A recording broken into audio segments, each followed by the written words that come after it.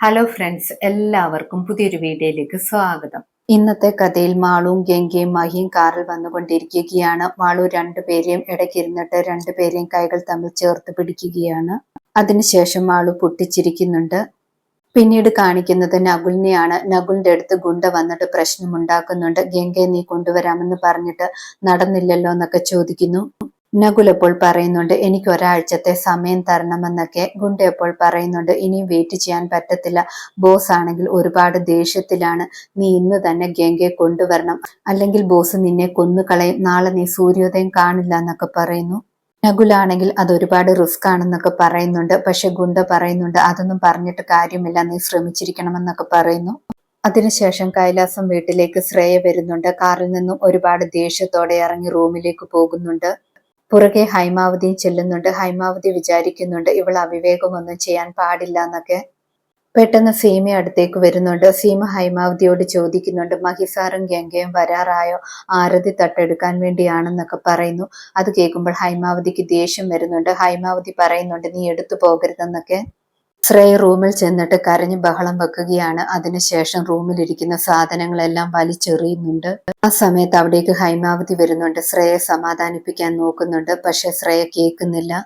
ശ്രേയ പറയുന്നുണ്ട് ഇത് രണ്ടാമത്തെ പ്രാവശ്യമാണ് എല്ലാവരും മുന്നിൽ ഞാൻ അപമാനിക്കപ്പെടുന്നത്, ഇതെനിക്ക് സഹിക്കാൻ പറ്റത്തില്ല, ഞാൻ ഗംഗയെ കൊന്നിട്ട് ജയിലിൽ പോകും, അവളെ ഞാൻ സന്തോഷമായിട്ട് ജീവിക്കാൻ സമ്മതിക്കത്തില്ല എന്നൊക്കെ പറയുന്നു. ശ്രേയ വലിച്ചെറിയുന്നത് ഹൈമാവതിയുടെ തലയിലും കൊള്ളുന്നുണ്ട്. ഹൈമാവതിയോടാണെങ്കിൽ ശ്രേയ പറയുന്നുണ്ട് ഇവിടെ നിന്ന് പൊക്കോളാൻ എന്നൊക്കെ. തൽക്കാലത്തേക്ക് ഹൈമാവതി റൂമിൽ നിന്ന് പോകുന്നു. ഹൈമാവതി പോയതിനു ശേഷം ശ്രേയ വീണ്ടും വരുന്നു, പൊട്ടിക്കരയുകയാണ്. വിവാഹ മണ്ഡപത്തിൽ വെച്ച് നടന്ന കാര്യങ്ങളൊക്കെ ആലോചിക്കുന്നു. കൈലാസത്തിലേക്ക് ദേവയാനിയമ്മ വന്നതിന് ശേഷം മഹിയുടെ അച്ഛനോട് ചോദിക്കുന്നുണ്ട് കാര്യങ്ങളൊക്കെ അറിഞ്ഞില്ലേ എന്ന്. മഹിയുടെ അച്ഛൻ അപ്പോൾ പറയുന്നുണ്ട് കാര്യങ്ങൾക്കൊന്നും തടസ്സമുണ്ടാകാതിരിക്കാനാണ് ഞാൻ കുടുംബക്ഷേത്രത്തിൽ പോയത്, ദൈവനിശ്ചയം ഈ വിവാഹം നടക്കണമെന്നായിരിക്കും, അതുകൊണ്ടായിരിക്കും ഇത് നടന്നതെന്നൊക്കെ പറയുന്നു. അതുമാത്രമല്ല ഞാനും എൻ്റെ കൂട്ടുകാരനും ഗംഗയുടെയും മഹിയുടെയും വിവാഹത്തെക്കുറിച്ചൊക്കെ സംസാരിച്ചിട്ടുള്ളതാണ്, ഒരുമിപ്പിക്കണമെന്നൊക്കെ വിചാരിച്ചിട്ടുള്ളതാണ്, പക്ഷെ അതൊക്കെ മറന്നുപോയെന്ന് പറയുന്നു. മുത്തശ്ശി അപ്പോൾ പറയുന്നുണ്ട് അവര് പറയാൻ വൈകിപ്പോയി, പക്ഷെ അവർക്ക് തമ്മിലും ഇഷ്ടമുണ്ടായിരുന്നു എന്നൊക്കെ പറയുന്നു. ഇവർ രണ്ടുപേരും സംസാരിക്കുന്നത് കേട്ടിട്ട് ദേവയാനിയമ്മയ്ക്ക് ഇഷ്ടപ്പെടുന്നില്ല. ദേവയാനിയമ്മ അവിടെ നിന്നും പോകുന്നു. പിന്നീട് സീമ വിളക്കുമായിട്ടൊക്കെ മുത്തശ്ശിയുടെ അടുത്തേക്ക് വരുന്നു. മുത്തശ്ശിയോട് പറയുന്നുണ്ട് ആരതി ഒഴിയാനുള്ള കാര്യങ്ങളൊക്കെ ഞാൻ റെഡിയാക്കിയിട്ടുണ്ടെന്നൊക്കെ.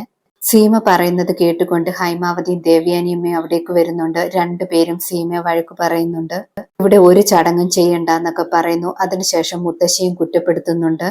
ഗംഗ മഹിയെ വളച്ചെടുത്തതാണ്, മുത്തശ്ശിയാണെങ്കിൽ അവളെ ശരിയായിട്ട് വളർത്താത്തത് കൊണ്ടാണ് ഇങ്ങനെയൊക്കെ സംഭവിച്ചതെന്നൊക്കെ പറഞ്ഞ് മുത്തശ്ശിയെ കുറ്റപ്പെടുത്തുന്നു. മുത്തശ്ശി പോയതിനു ശേഷം ഹൈമാവതി ദേവയാനിയമ്മയോട് പറയുന്നുണ്ട് ഇന്ന് ആരതി ഒഴിഞ്ഞ് അവളെ സ്വീകരിക്കാൻ പറ്റത്തില്ല, അവളെ ഇന്ന് തന്നെ ഇവിടെ വീഴ്ത്തിയിരിക്കണമെന്നൊക്കെ പറയുന്നു.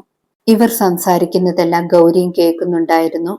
ദേവയാനിയമ്മ പറയുന്നുണ്ട് ശ്രേയയ്ക്ക് വാക്ക് കൊടുത്തത് ഞാനും കൂടിയാണ്, അതുകൊണ്ട് ഗംഗയെ ഈ കൈലാസം വീട്ടിൽ ഞാൻ വാഴിക്കില്ല എന്നൊക്കെ. പിന്നീട് മഹിയും ഗംഗയും കൈലാസത്തിലേക്ക് വരുന്നു. ആ സമയത്ത് ആരും വെളിയിലേക്ക് വരുന്നില്ല. ഇന്ദ്രജിത്ത് പറയുന്നുണ്ട് ആരതിയും വിളക്കുമായിട്ട് ആരും വരുന്നില്ലല്ലോ എന്നൊക്കെ. മഹി അപ്പോൾ പറയുന്നുണ്ട് അതൊന്നും പ്രതീക്ഷിക്കണ്ട എന്നൊക്കെ. മാളു അപ്പോൾ പറയുന്നുണ്ട് ഗംഗ ഇനിയും തൊട്ട് എൻ്റെ അമ്മയാണ്, അതുകൊണ്ട് എല്ലാ ചടങ്ങുകളും ചെയ്യണം, ആരതിയും വിളക്കുമൊക്കെ ഞാൻ എടുത്തുകൊണ്ട് വരാം, ഞാനാണെങ്കിൽ അകത്ത് പോയിട്ട് വരാമെന്ന് പറഞ്ഞിട്ട് മാളു അകത്തേക്ക് പോകുന്നു. മാളു സീമ ചേച്ചിയോട് എടുത്തിട്ട് വരാനെന്ന് പറയുന്നുണ്ട്. സീമ ചേച്ചി അപ്പോൾ പറയുന്നുണ്ട് എനിക്ക് എടുത്തിട്ട് വരാൻ പറ്റത്തില്ല, എന്നെ വിലക്കിയിട്ടുണ്ടെന്നൊക്കെ പറയുന്നു. മാളു ഒരുപാട് നിർബന്ധിക്കുന്നുണ്ട്. പക്ഷെ സീമ ചേച്ചിക്ക് പേടിയാകുന്നു എന്ന് പറയുന്നു. ജോലി പോകുമെന്നൊക്കെ പറയുന്നുണ്ട്. മാളു കരയുന്നത് കണ്ടിട്ട് ഗൗരിയുടെ ആത്മാവിനും സങ്കടമാകുന്നു. ഗൗരിയുടെ ആത്മാവ് ഉടനെ തന്നെ മാറി നിന്നിട്ട് ദേവയാനി അമ്മയുടെ സ്വരത്തിൽ പറയുന്നുണ്ട് ആരതി എടുത്തുകൊണ്ട് ചെല്ലാനെന്ന്. സീമ ചേച്ചി അത് കേൾക്കുന്നുണ്ട്. സീമ ചേച്ചി അപ്പോൾ വിചാരിക്കുന്നുണ്ട് ദേവയാനി അമ്മയാണോ പറഞ്ഞതെന്ന്. മാളു അപ്പോൾ പറയുന്നുണ്ട് ദേവയാനി അമ്മയാണ് പറഞ്ഞത്, ആരതി എടുക്കാനെന്ന് പറയുന്നു, ഞാനും ഹെൽപ്പ് ചെയ്യാമെന്നൊക്കെ പറയുന്നു. ശ്രേയയും ഹൈമാവതിയും അവിടേക്ക് വരുന്നുണ്ട്. ശ്രേയ ആണെങ്കിൽ ഗംഗയുടെ അടുത്ത് ചെന്നിട്ട് ചോദിക്കുന്നുണ്ട് നീ നാടകം കളിച്ച് കളിച്ച് എൻ്റെ ജീവിതം തകർത്തില്ലേ, എന്നിട്ട് നിനക്ക് എൻ്റെ മുന്നിലേക്ക് എങ്ങനെ വരാൻ തോന്നി എന്നൊക്കെ ചോദിക്കുന്നു. അത് കേൾക്കുമ്പോൾ ഗംഗ കരയുന്നുണ്ട്. ശ്രേയ എപ്പോൾ പറയുന്നുണ്ട് നിന്റെ പൂങ്കണ്ണീരൊന്നും ഇവിടെ വേണ്ട, അതെല്ലാം നിർത്തിക്കോളാം എന്ന് പറയുന്നു. നിന്റെ ഉദ്ദേശം ഇതായിരുന്നെങ്കിൽ കല്യാണ മണ്ഡപം വരെ കാര്യങ്ങൾ എത്തിക്കണ്ടായിരുന്നല്ലോ എന്നൊക്കെ ചോദിക്കുന്നു. ശ്രേയ പറഞ്ഞതെല്ലാം കേട്ടിട്ട് ഒന്നും മിണ്ടാതെ ഗംഗ കരഞ്ഞുകൊണ്ടേയിരിക്കുന്നു. ഇന്നത്തെ കഥ ഇതോടെ അവസാനിക്കുന്നു. പുതിയൊരു കഥയുമായി വീണ്ടും കാണാം. താങ്ക്